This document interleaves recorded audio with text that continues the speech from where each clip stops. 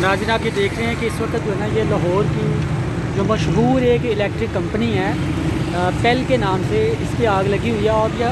और आज के सामने देख रहे हैं कि ये फायर ब्रिगेड का जो अमला है ये आग बुझाने में भी लगा हुआ है।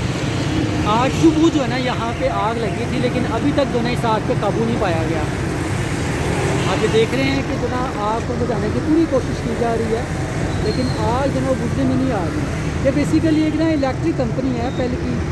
तो आपको पता है कि अगर जो इलेक्ट्रिक कंपनी हो इसमें अगर आग लगे तो उसको बुझाना ये काफ़ी मुश्किल होता है, लेकिन फिर भी हमारे जो नौजवान इस आग पे काबू पाने के लगे हुए हैं कि किसी तरह जो है इस आग पे काबू पाया जा सके।